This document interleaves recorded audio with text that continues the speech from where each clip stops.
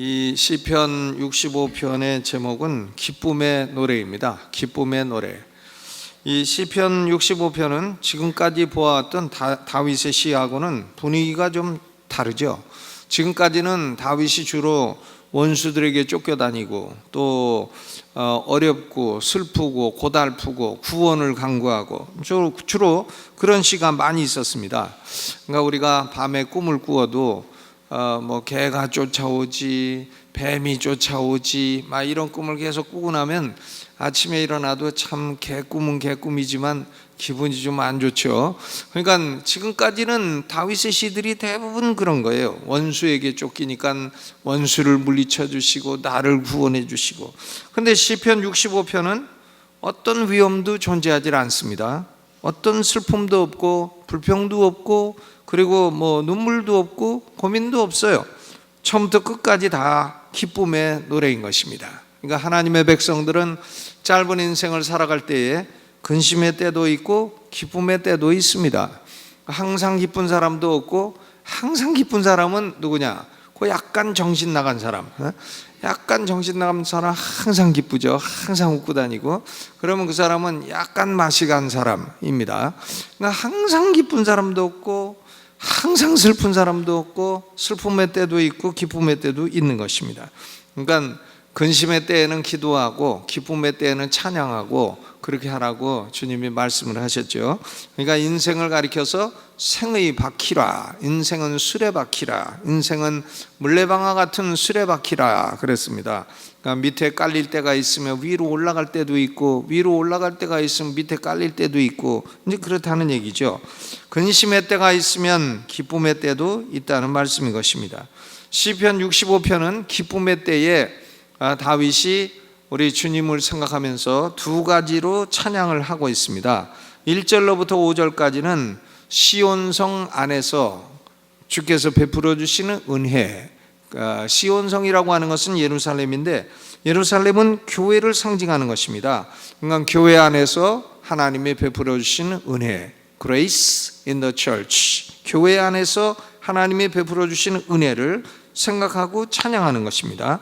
그리고 6절로부터 13절까지는 자연 세계 안에서 나타난 하나님의 능력과 섭리를 찬양하는 것입니다. 그러니까 Providence in nature 혹은 Power in nature, 자연 세계 안에서 하나님의 능력이죠. 산을 세우시고 바다를 잔잔하게 하시고 나라의 소동을 진정하게 하시고 밤과 낮을 교체하사 시간을 보호하시고 세계를 보호하시고 또 자연세계에 복을 주셔서 양떼가 풍성하게 하시고 곡식도 또 풍성하게 하시고 풍요를 주시고 이렇게 하시는 분이 하나님이시다 하는 것입니다. 그러니까 하나님은 교회 안에서는 은혜를 주시고 또 자연세계에서는 하나님의 섭리의 능력을 보여주시는 것입니다. Power in nature 그리고 Grace in church. 그러니까 1절로 5절까지는 교회 안에서 베풀어 주시는 하나님의 은혜, 6절로부터 13절까지는 자연세계 안에서 역사하시는 하나님의 능력의 섭리, 이 두 가지죠. 그러니까 은혜와 섭리, 은혜와 섭리 이 두 가지입니다. 오늘은 그 가운데서 1절로 2절을 집중해서 생각을 해보고자 합니다. 1절, 2절을 다시 한번 읽어봅니다. 시작. 하나님이여 찬송이 시온에서 주를 기다려오며 사람이 서원을 주께 이행하리이다. 기도를 들으시는 주여 모든 육체가 주께 나아오리이다 그랬어요. 그러니까 1절의 주제는 praise 찬양이고요, 2절의 주제는 prayer 기도입니다. P자로 시작되는 두 가지, praise 그리고 prayer. 1절은 찬양이고 2절은 기도입니다. 찬양은 높은 형태의 예배이고 기도는 낮은 형태의 예배입니다. 하나님은 이 두 가지 형태의 예배를 모두 다 기뻐하십니다. 먼저 1절의 찬양을 생각해 보겠습니다. 왜 찬양이 기도보다도 더 높은 형태의 예배인가? 기도는 대부분 우리 자신의 필요를 구하나, 하나님이여 내가 이것이 부족하니까 이걸 좀 해주세요, 저걸 좀 해주세요. 그러니까 기도는 자기중심적이에요. self-centered, 자기중심적입니다. 그것이 대부분이에요. 그러나 찬양은 하나님을 경배하는 하나님 중심적이기 때문에 그렇습니다. God-centered. 기도는 자기 중심적이고 찬양은 하나님 중심적이에요. 그렇기 때문에 찬양이 높은 형태의 예배이고 기도가 낮은 형태의 예배라, 이렇게 말씀하는 것입니다. 토마스 맨튼이라고 하는 청교도는 성도가 기도할 때는 인간 같고 성도가 찬양할 때는 천사 같다, 이런 말을 했어요.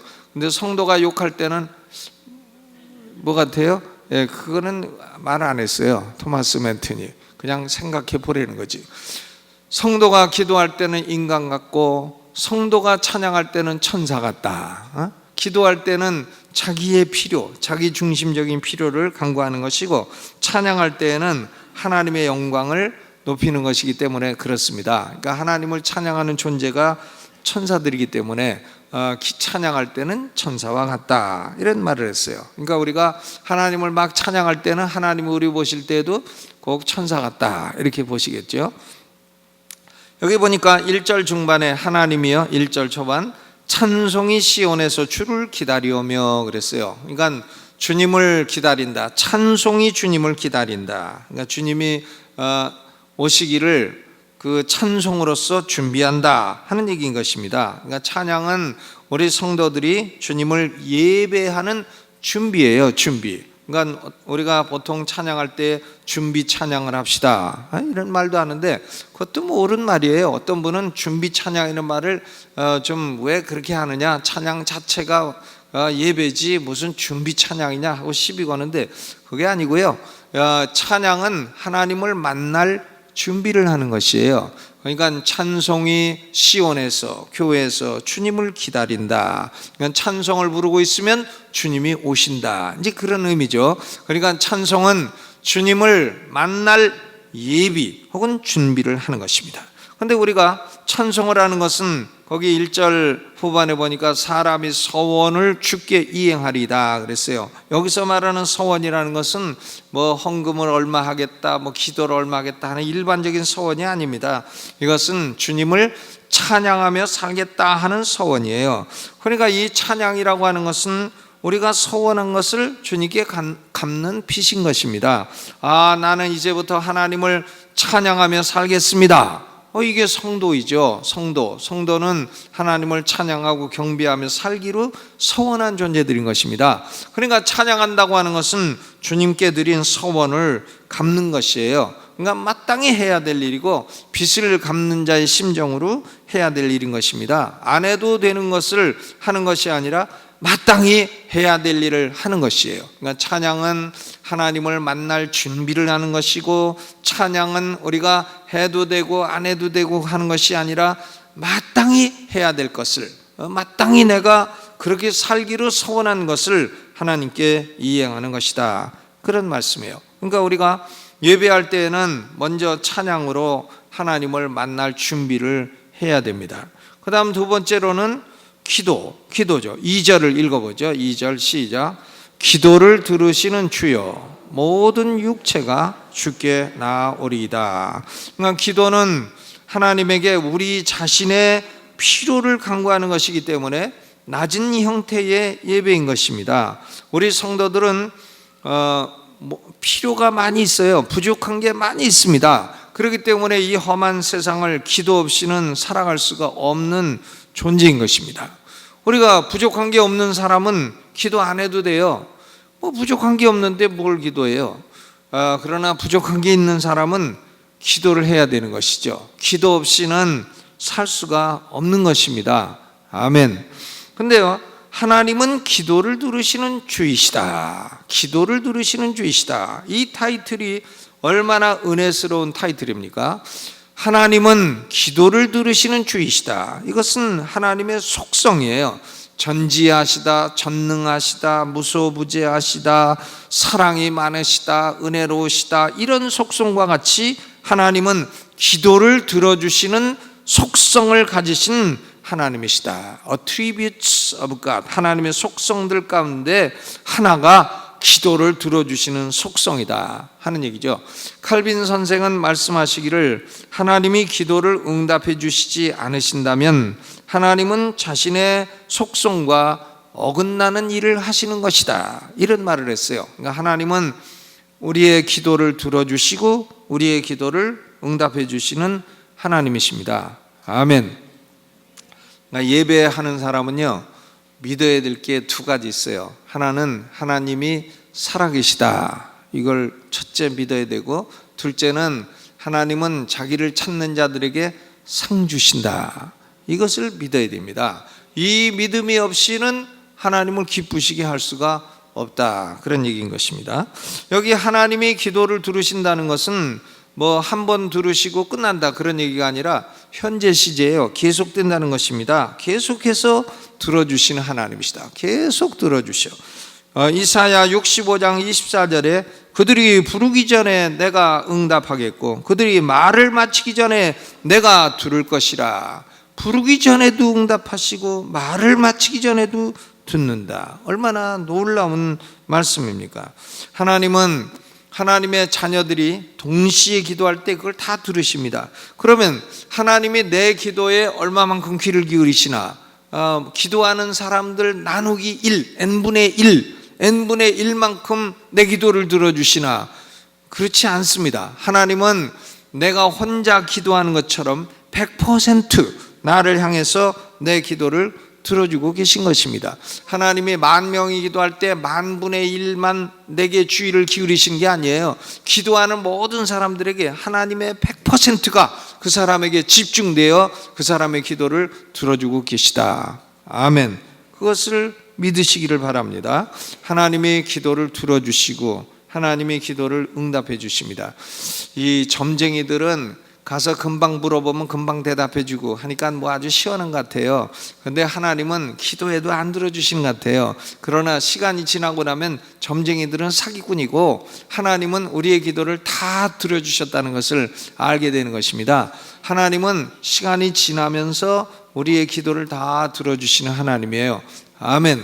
그러니까 우리 인간들은 가서 점쟁이한테 가가지고 복채 금방 내고 금방 다 먹고 이러기를 원하지만 그것은 우리의 죄성인 것입니다. 그것을 하나님이 미워하시는 거예요. 하나님은 하나님을 찬양하고 그리고 하나님께 나와 하나님은 살아계시며 내 기도를 들어주시고 상을 주시는 하나님이시다, 이걸 믿는 사람을 기뻐하시고 그 기도를 들어주시는 것입니다. 아멘. 그런데 한 가지 예외가 있어요. 언제 안 들어주시나? 시편 66편 18절 읽어보죠. 18절 읽어봅니다. 그 다음 시편이니까 시작. 내가 내 마음에 죄악을 품으면 주께서 듣지 아니하시리라. 마음에 죄악을 품어. 죄악을 품으면 주께서 듣지 아니하신다. 그러면 우리에게는 예수를 믿어도 남아있는 죄성이 누구에게나 있는 건데, 그러면 우리의 남아있는 죄성이 있는 걸 인해서 하나님이 기도를 듣지 않으신다는 말이냐? 그건 아닙니다. 남아있는 죄성, remaining sin, 그것은 누구에게나 다 있어요. 그러나 우리가요, 죄를 품고 있지는 않을 수 있어요. 죄를 품지는 않을 수 있는 겁니다. 여기서 죄를 품는다는 말은 히브리어로 라아라고 하는데 영어로는 cherish 혹은 enjoy, 이런 의미로 번역이 됩니다. 그러니까 죄를 마음속에 cherish, 아주 보물처럼 딱 품고 있어. 죄가 무슨 보물이야? 그걸 보물처럼 딱 품고 그리고 그것을 enjoy, 사랑한다는 말이죠. 사랑하고 즐거워한다, 그런 얘기인 것입니다. 그러니까 우리가 죄를 지어도 내가 어떻게 이렇게 죄를 짓나 이렇게 생각하고 자신의 죄를 통회하고 벗어나려고 하면 그건 하나님의 응답을 듣지만 죄 짓는 게 재밌다, 나는 죄가 어쩌면 이렇게 좋을까, 나는 죄 없이는 못 살아, 이러고서는 죄를 품고 인조이하고 사랑하고 그러면 하나님이 그 사람의 기도는 안 들어주신다는 거예요. 그렇죠? 그러니까 죄를 토하고 죄를 버리게 되면 어떻게 되나? 19절 20절 시편 6편 19절 20절 읽어보죠. 시작. 그러나 하나님이 실로 들으셨으며 내 기도 소리에 주의하셨도다. 하나님을 찬송하리로다. 저가 내 기도를 물리치지 아니하시고 그 인자하심을 내게서 거두지도 아니하셨도다. 아멘. 죄를 품지 아니하고 죄를 버리고 토하고 하면 실로 기도를 들으시고 하나님이 기도를 물리치지 아니하시고 인자하심을 내게서 거두지도 아니하신다. 여러분, 하나님은 우리 기도 소리를 듣기 원하시는 하나님이에요. 기도를 우리가 소리내서 해야 되는 이유도 물론 속으로 해도 들으시지만 우리의 입으로 하는 언어를 듣기 원하시는 하나님인 것입니다. 아이들도 가끔 그 참 부모에게 독특한 언어로 얘기를 하게 되면 우리가 이제 그 내가 어떻게 그런 생각을 다 하느냐 이러고서 우리가 놀라게 되는 거죠.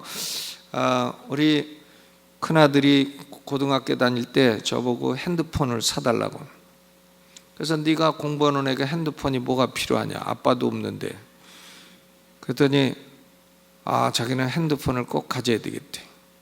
그래, 왜 가져야 되냐 하니까 내가 다른 애들처럼 담배를 핍니까?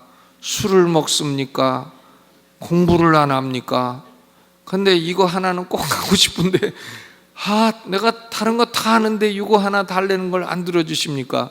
이래갖고 하도 말하는 게 논리적이라서 사줘 버렸어요. 나는 없고.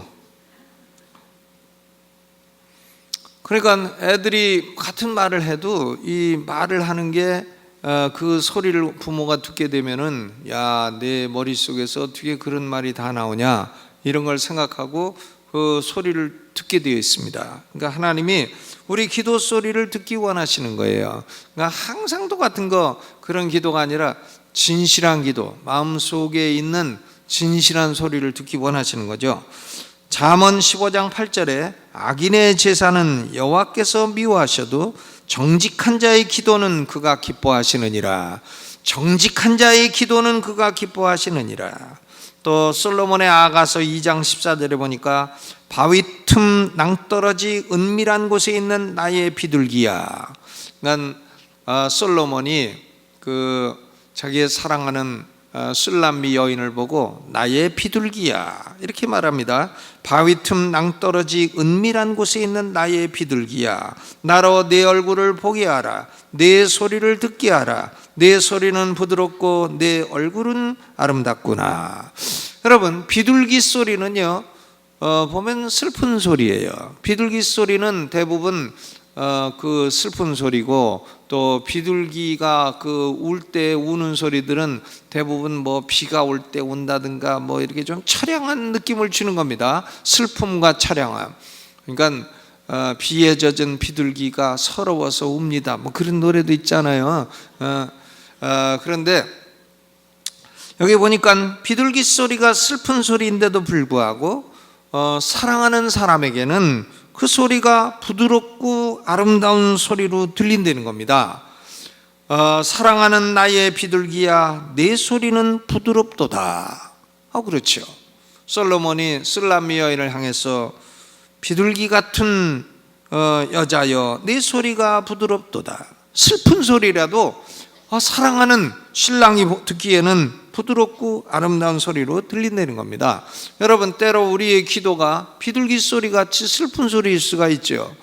아이고 하나님 나를 불쌍히 여겨주시고, 하나님 내가 지금 슬프고 괴로우니 나를 불쌍히 여겨달라고, 이런 비둘기 같은 소리일 수가 있습니다. 비에 젖은 비둘기가 서럽게 우네요. 그런 것처럼 서럽게 우는 그런 소리일 수도 있어요. 그런데 하나님은 그런 비둘기 소리 같은 우리 기도를 아름다운 소리로 들으신다. 얼마나 놀라운 말씀이에요.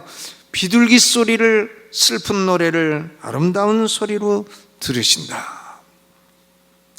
하나님은 우리의 기도를 듣기 원하시고 들으실 뿐만이 아니라 응답해 주시는 하나님이시라 그랬습니다. 시편 65편 다시 돌아가서 5절 읽어봅니다. 시작.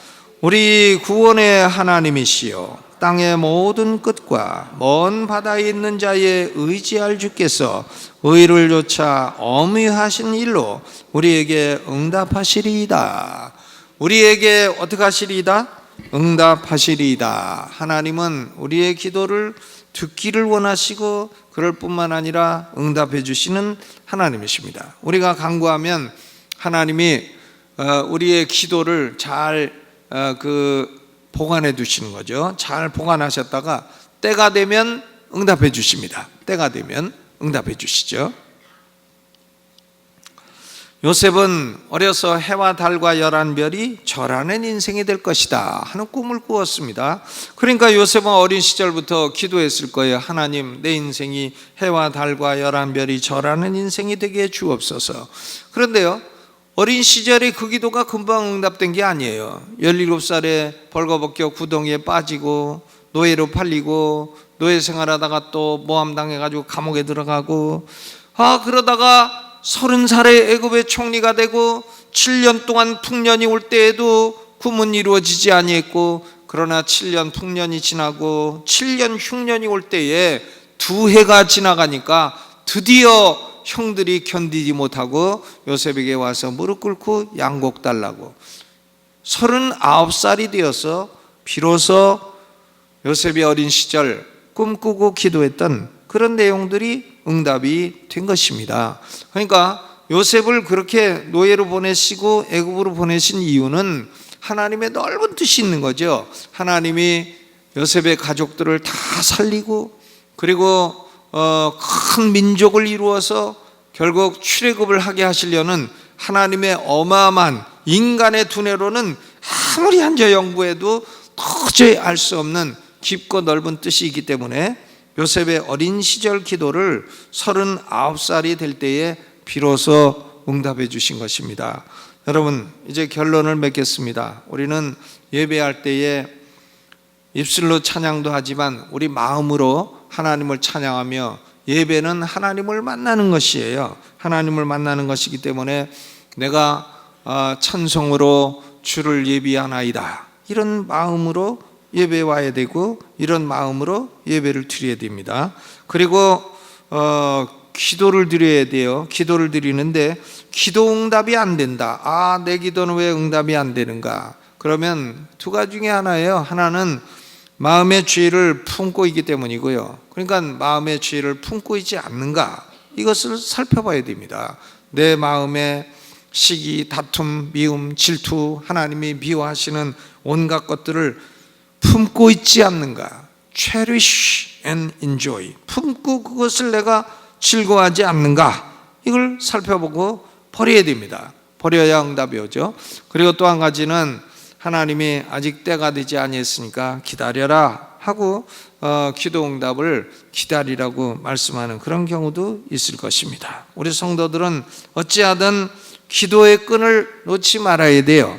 기도하고 살아야 됩니다. 아멘. 왜냐하면 하나님은 기도를 들으시는 주이시기 때문이에요. 2절을 다시 읽어봅니다. 시작. 기도를 들으시는 주여, 모든 육체가 주께 나오리이다 그랬어요. 모든 육체가 주께 나오리이다. 모든 육체, 육체라는 말은 이 세상의 모든 사람이 다 주님께 나온다는 뜻이 아닙니다. 육체라고 하는 것은 인간의 연약성을 의미하는 거예요. 인간의 연약성. 그러니까 연약한 존재는 기도를 응답하시는 하나님께 나와야 된다 하는 얘기죠. 절망이 있고 슬픔이 있고 좌절이 있고 고통이 있고 그런 가운데서라도 항상 주께 나와서 기도해야 됩니다. 그러면 기도하면 하나님은 우리 기도를 귀 기울이시고 들으시고 보석함에 딱 넣어두시고 때가 되면 하나하나 응답해 주시는 하나님이신 줄로 믿으시기를 바랍니다. 시편 102편 17절에 여호와께서 빈궁한 자의 기도를 돌아보시며 저의 기도를 멸시치 아니하셨도다. 빈궁한 자의 기도를 멸시치 아니하셨도다. 하나님은 연약하고 빈궁한 사람의 기도를 들으시고 멸시하지 아니하십니다. 하나님은 내 기도를 멸시하시나? 아닙니다. 내 기도가 응답되지 않고 상달되지 않는 이유는 내 마음에 품은 죄악 때문이에요. 그것을 버리게 되면 하나님은 들으시고 응답하시고 또 우리 기도를 기뻐하시고 멸시치 아니하십니다. 찬양으로 하나님을 기다리며 기도로 하나님의 응답하심을 보며 살아가는 우리 성도들 되시기를 주님의 이름으로 축원합니다.